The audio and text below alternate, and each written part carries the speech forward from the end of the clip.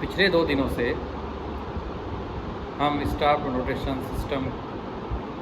के बारे में जानकारी प्राप्त कर रहे हैं कि किस तरह से स्वरों को लिखा जाता है, किस तरह से लाइन के सहारे वो दर्शाते हैं स्वरों को, और किस तरह से विकृत स्वरों को लिखा जाता है, शार्प या फ्लैट, इसके साइन क्या होते हैं,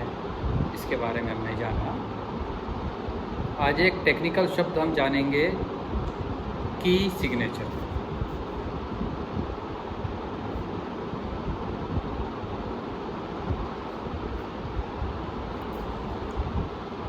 की सिग्नेचर सामान्यतः जब हम स्वर को स्टाफ नोटेशन में लिखते हैं लाइन के ऊपर, तो वो दर्शाता है कि ये जो स्वर लिपि है, ये जो गीत की रचना है, वो सभी शुद्ध स्वर होते हैं। जैसे अगर हम राग बिलावल से संबंधित कोई रचना या राग बिलावल को उसको स्टाफ नोटेशन में दर्शाएंगे, तो उसमें बिना किसी शार्प या फ्लैट के निशान से उसको हम दर्शाते जाएंगे, तो ये पता चलेगा कि ये राग बिलावल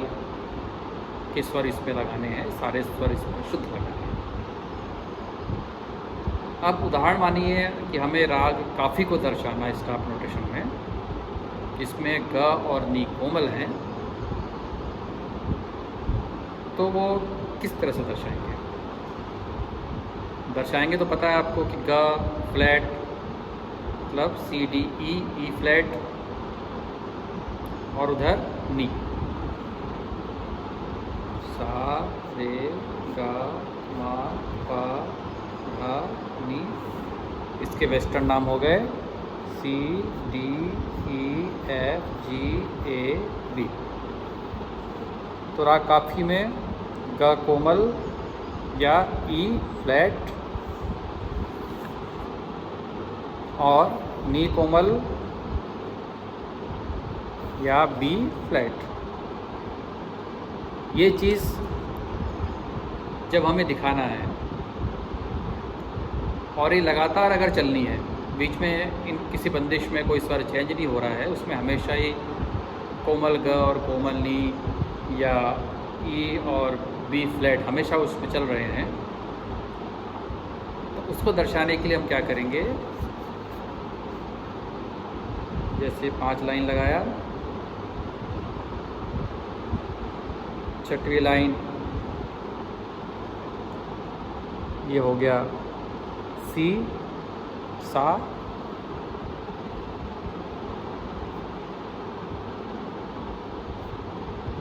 ट्रेबल क्लेफ की अगर बंदिश है तो ट्रेबल क्लेफ का साइन लगा दिए। सा के बाद एक बार स्वर लिखते जाइए पूरे, सी, इसके बाद दोनों के बीच में डी ई एफ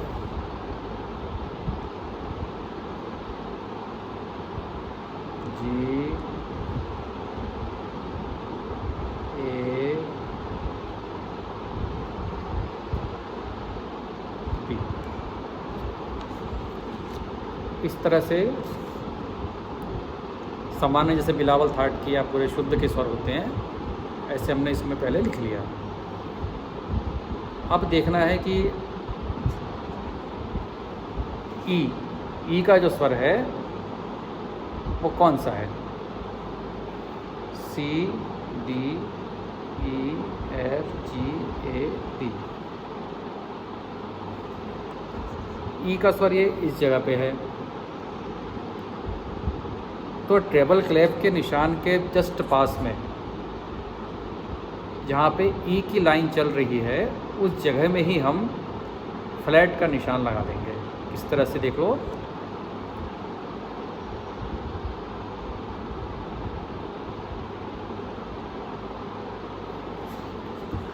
इस तरीके से जहाँ पे ई स्वर तक दिखा रहे हैं, उसी लाइन पे, उसी जगह पे हमको फ्लैट का साइन लगा के, जिससे पता चल जाए कि इस बंदिश में जब भी ई या ग बजेगा वो फ्लैट बजेगा। इसी तरीके से बी फ्लैट भी दिखाना है हमें, तो बी की लाइन ये है,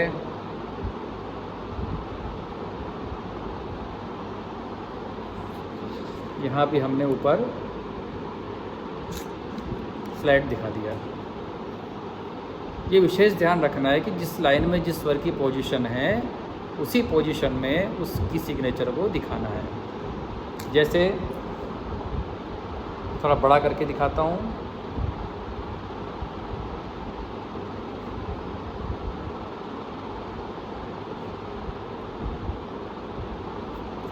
अगर इसी स्वर की पोजीशन इस तरह से आ रही है लाइन के ऊपर, तो की सिग्नेचर की पोजीशन भी उसकी जगह पे लाइन के ऊपर ही इस तरह से दिखानी है। अगर धोखे से अगर आपने दोनों लाइन के बीच में लगा दिया तो फिर ये माना जाएगा कि वो स्वर फ्लैट ना होके उसके बाद वाला स्वर वह फ्लैट है। ऐसी अगर कोई लाइन के बीच में कोई स्वर है तो हमें जो की सिग्नेचर है वो भी उसी लोकेशन पे लगानी है, ना कि ऊपर ना नीचे। इस बात का हमें विशेष रूप से ध्यान रखना है। तो यहाँ पे हमने लगा दिया, ई फ्लैट भी लगा दिया और बी फ्लैट भी लगा दिया। तो इससे ये समझा जाएगा कि जब भी हमें ये बंदिश बजानी है, भले आगे ऐसे निशान लगाते रहो, कोई दिक्कत नहीं है, लेकिन शुरुआत में अगर हमें लगा दिया है उसके साइन के बगल में, ट्रेबल क्लेप हो या बेस क्लेप हो, उसके बगल में उस लाइन में हमने अगर साइन लगा दिया, की सिग्नेचर लगा दिया, तो उस बंदिश में हमेशा ही वह स्वर उसके अनुरूप ही लगेंगे। अब एक बात देखिए, कई बार क्या होता है, किसी राग में बंदिश में लगातार तो स्वर चल रहे हैं, लेकिन बीच में कोई स्वर का वेरिएशन आता है। जैसे मैं राग बिहाग को समझाऊंगा, बिहाग में पूरे शुद्ध स्वर लग रहे हैं,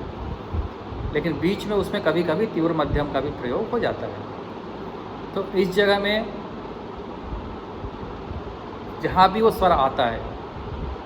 उस स्वर के जस्ट पहले फिर उसको लगाना है। उस समय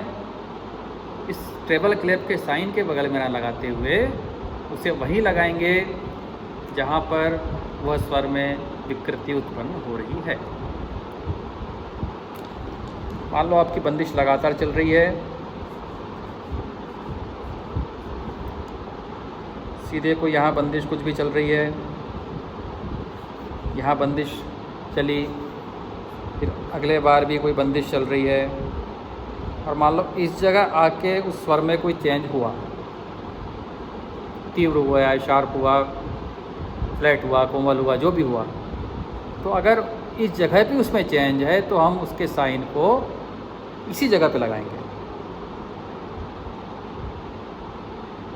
जैसे यहाँ मैंने शार्प का निशान लगा के बताया कि पर्टिकुलर उसको उसी जगह पे हम लगाएंगे, ना कि ट्रेबल क्लेप या बेस क्लेप के साइन के बराबर में। अगर स्वर में कोई चेंज नहीं है पूरी बंदिश में, तब तो हम उसे शुरू में लगा देंगे, जिसको बोलेंगे साइन के बगल में, ट्रेबल क्लेप या बास क्लेप के साइन के बगल में, वहीं की वहीं जितने भी स्वर जिस तरह से या शार्प हैं या फ्लैट हैं, जो भी है, उससे तो हम वहाँ लगाएंगे। लेकिन अगर कोई स्वर बंदिश के बीच में हल्का सा कोई चेंज हो रहा है, एक स्वर शार्प हो रहा है या फ्लैट हो रहा है, तब हम उसको उस जगह पे लगा के दिखाएंगे, ना कि उसको ट्रेबल क्लेप या बेस क्लेप के साइन के साथ। इस तरह के जो निशान लगाए जाते हैं उनको कहा जाता है एक्सीडेंटल की सिग्नेचर। मतलब तुरंत में उसको दिखा दिया, एक्सीडेंटल की सिग्नेचर, इसका जो टर्म है वो यह कहा जाता है। तो इस तरीके से हमने देखा कि बेसिकली स्टॉप नोटेशन किस तरह से लिखा जाता है, स्वरों को कैसे लिखते हैं, विकृत स्वरों को कैसे लिखते हैं, कोई बंदिश है तो उसमें किस तरह से की सिग्नेचर से दर्शाया जाता है कि पूरी बंदिश में यही स्वर लगेंगे, और किस तरह से एक्सीडेंटल की सिग्नेचर से ये दर्शाया जाएगा कि वो किस जगह पे अगर कोई स्वर चेंज हो रहा है तो वहाँ पे दर्शाने के लिए उसको एक्सीडेंटल की सिग्नेचर लगा के कैसे दर्शाएंगे। आगे के व्याख्यान में हम मेजर स्केल के बारे में जानकारी प्राप्त करेंगे कि इसकी रचना किस तरह से की जाती है।